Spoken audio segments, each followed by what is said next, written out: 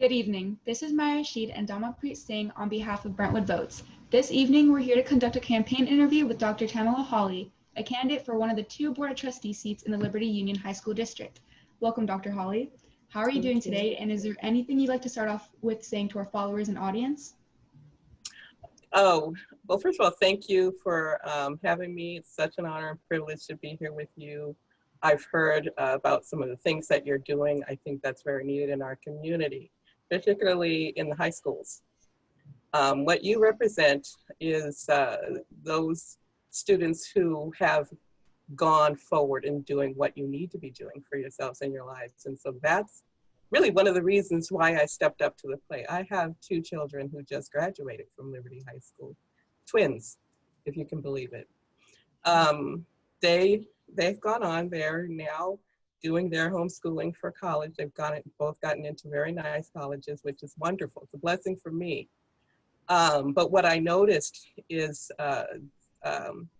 as they've gone through their high school years here in Brentwood, not everybody has that opportunity. Not everybody knows what they need to do.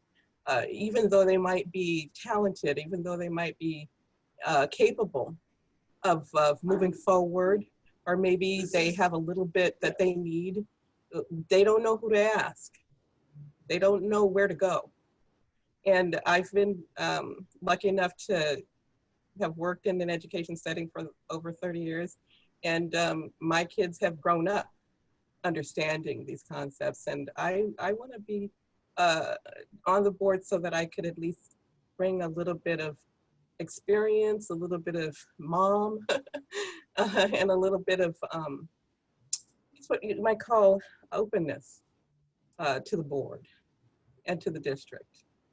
Not to mention things we know about in terms of equity gaps and opportunity gaps that do exist everywhere. I mean, in the whole United States. It's not just in Brentwood, but we want to make sure that every student who goes through those doors at Liberty, at Freedom, at Heritage, Independence too, and La Paloma, has the opportunity to be their best. And when they get finished with their education, we want them to be able to step out as you have into their world, which in fact it really is. And that's one of the reasons why I say in my campaign, this is for the future, because those students are our future, the community's future, Brentwood's future. And so that's why I'm running. I'm running because I know that my future stands with those kids. And I want to be somebody who helps bring that to life.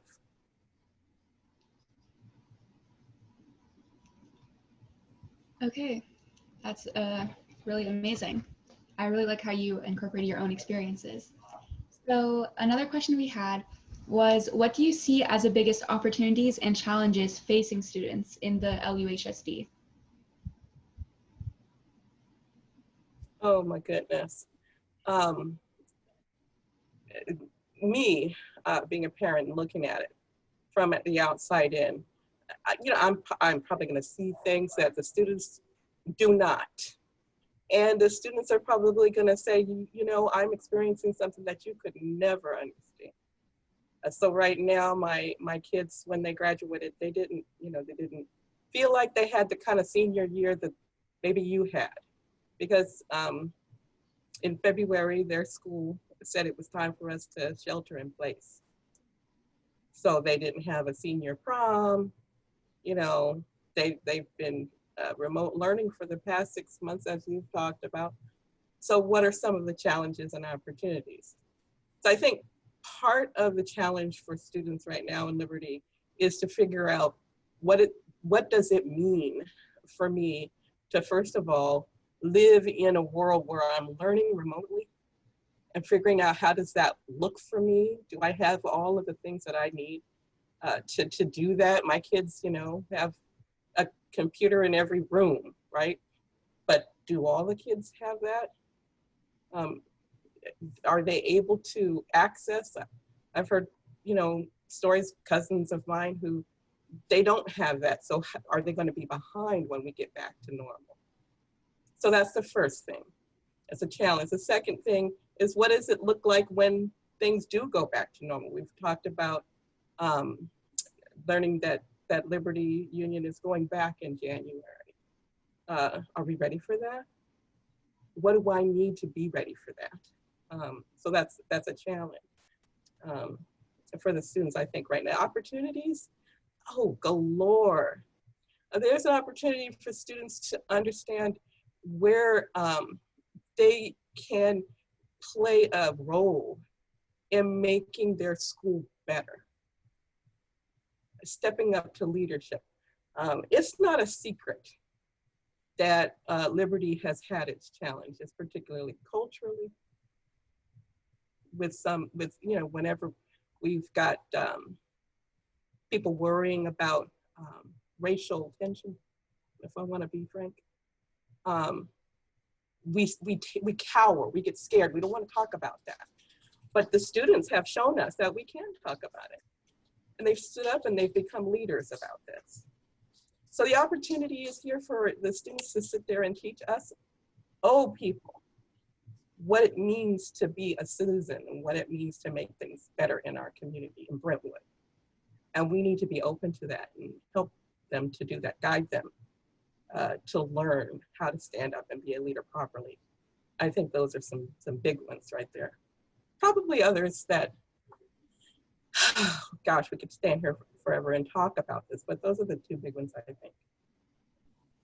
Yeah, that's all completely valid. Yeah, thank you for sharing that. Yeah, moving along. So as you know, Maya and I are both products of the LUHSD. Many students, including ourselves, witness and experience on the daily a clear lack of mental health resources, safe spaces, and as I'm sure you're well aware from recent public outcry, a lack of uplifting support staff, such as our own counselors and our administrators. So how would you go about challenging this precedent, this narrative, and go about promoting and implementing effective mental health awareness and aid programs to show students and their parents that their district truly cares about the students and will support them all in their endeavors in the LUHSD and beyond? You know what, I'd like to share with you something.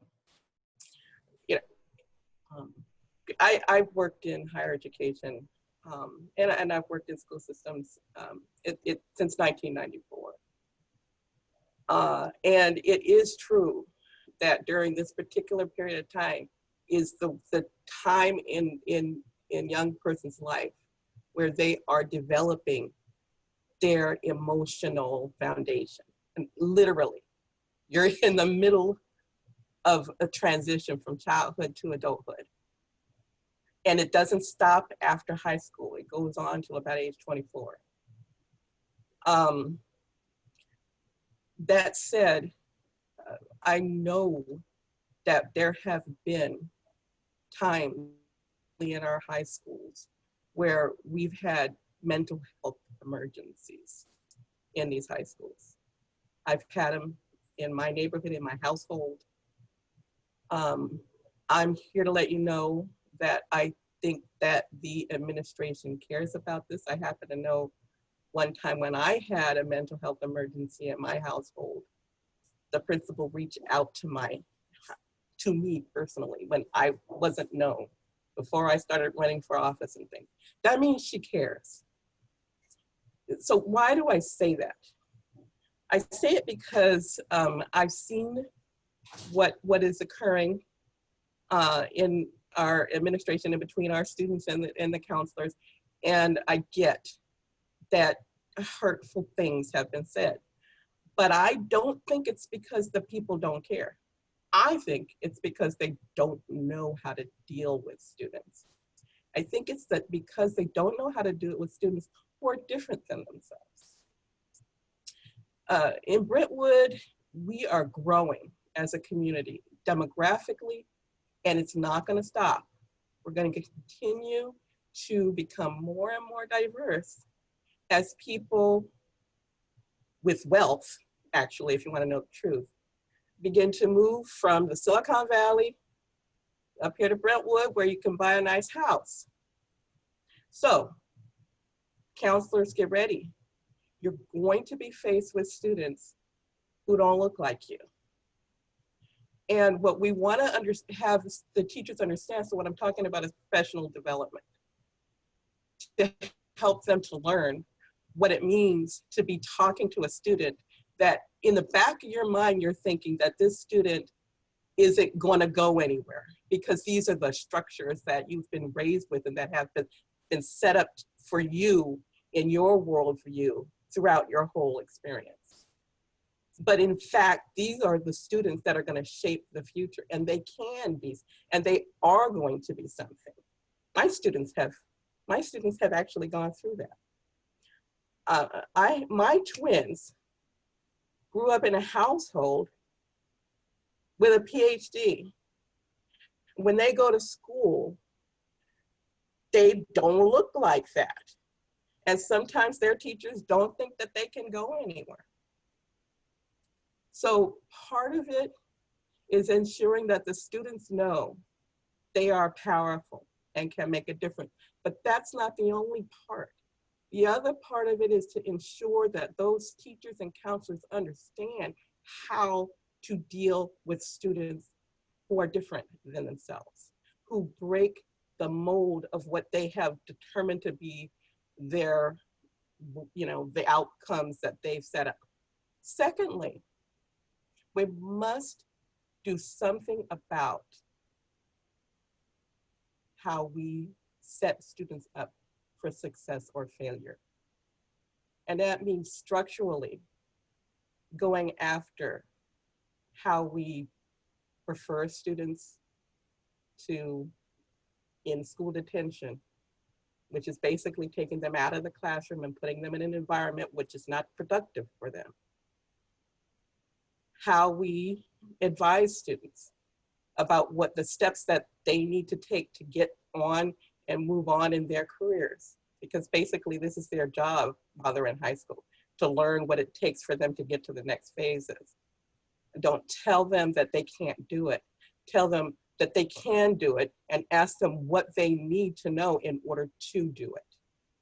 So engage with the students and things. So I'm taking a long time because I think this is a fundamental issue, not just in the Brentwood schools, but all over. It's a structural issue, and it's an issue that needs attention. How do we take care of it? Teaching people to keep an open mind and teaching people how to talk to others in a way that brings out their beauty and their power. And so I don't think that the teachers and counselors don't care. I think they just don't know.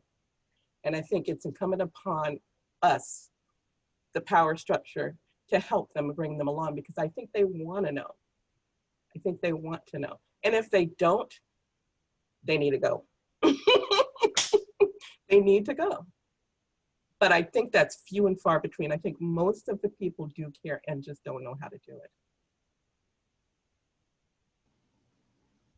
All right.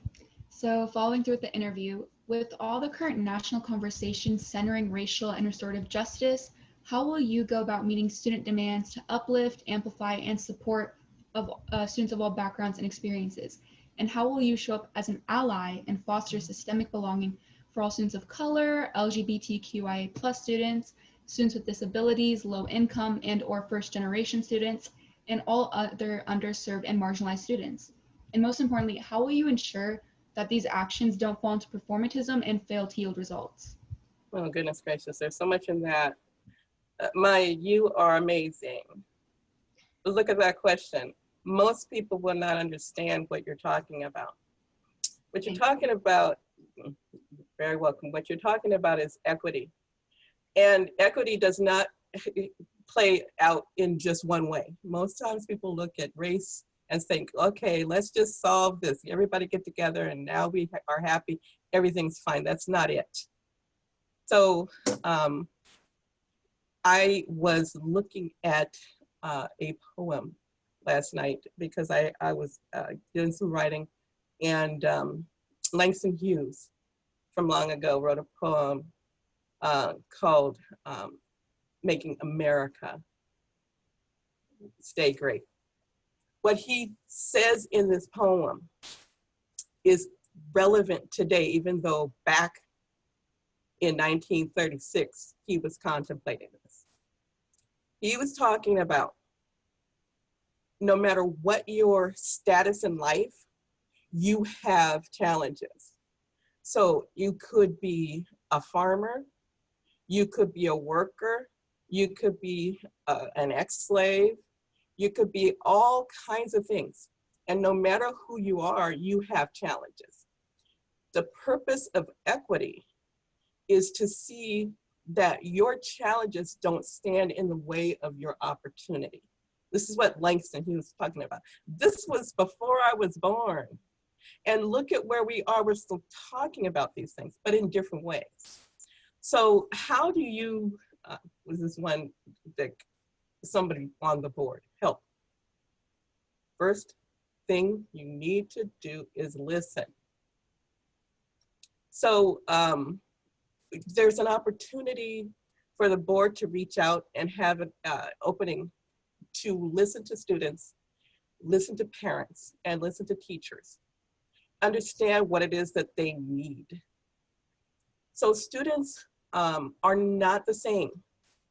And just because they're not the same, it doesn't mean that one group of students is better than another group of students. What it means is that they may need to approach their education in a way that is different. So how do I help people in various circumstances get what they need? I listen. I try to figure out what it is that they do need. And then I come to the table and I insist that the administration be held accountable for producing that need. Everybody can't get everything. But what we can do is we can make sure that the structures are there for people to take advantage of in the event that they do need it. People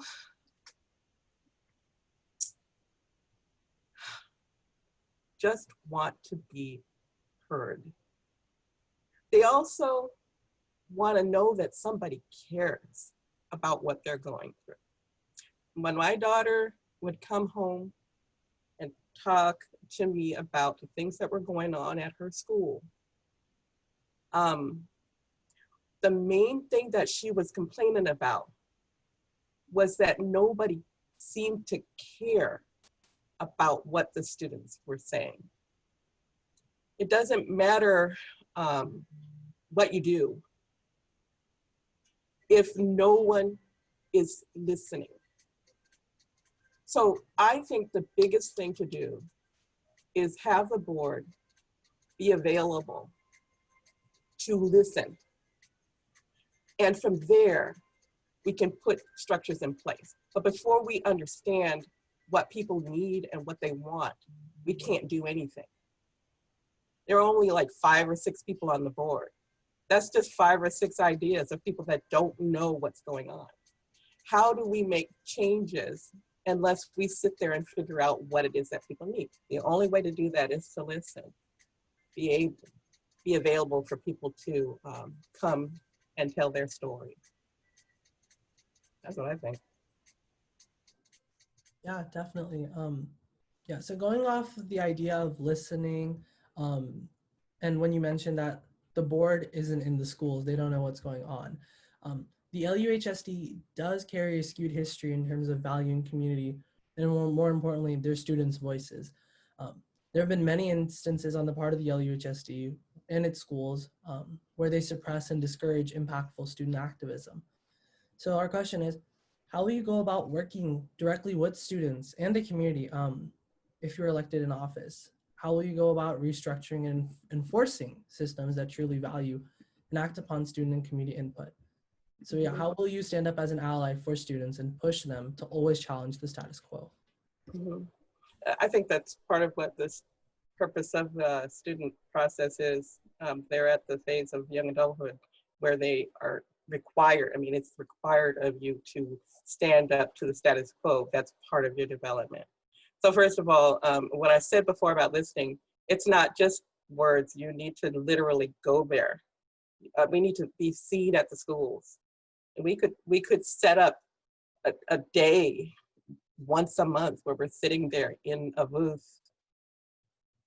This is the board. What do you have to say? And just sit there and write, or have cards where people fill out. Literally go to the schools, walk through them. I've walked through them because my kids are there. They're athletes, and so I've been to the different schools where they've participated in sports. As a parent, I've walked through. So why wouldn't I do it as a board member? You can't understand what's happening if you're not there. And I think that the distance between folks is essentially made up of the time in which they're not connecting. Once you begin connecting, the distance gets smaller and smaller. So I think that the board needs to be there at the school and ask the students what's going on and understand them. So when you're not seen, the students can be like, well, I'm sorry, I don't know who you are.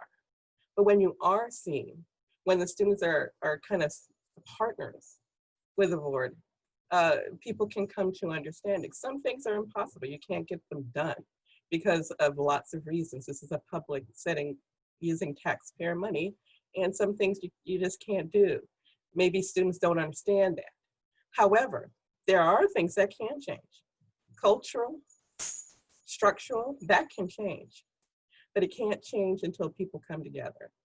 So I'm not one that's all about the fight per se, because I'm done with being, I had my development, I did my fighting. But what I'm here for is now to listen and guide students through what they need to do. And I think that just like the administration needs to, a board needs to too. And I do think, and I can't say this enough, you need to have a strong enough board that will go to the school and make sure that the administration is held accountable for working through these issues. There are a lot of ways you can do it. But that's the first thing for me. I don't know how often the board members literally walk through the schools. Yeah, personally, in my own memory, in my 3 years that I attended Heritage High School, never saw a board member once until Right. graduation, and they just told us, "Oh yeah, these people give you your diploma," and I was like, oh, "Okay, cool." So yeah. See, I'm just saying that is the main thing. I mean, people can come to a better understanding of one another when they see each other, when they know each other, when they know each other's name. Yeah. You know. Mm-hmm. For sure. All right, well, that concludes this interview. Thank you, What? Dr. Hall, for participating in this event and for sharing your views. Oh. It was really nice hearing your own experiences and how you incorporated that. It was really nice knowing your ideas and very enlightening. And we wish you the best of luck in the election. And thank you to everyone who viewed this interview today, and we hope you have a great rest of your day.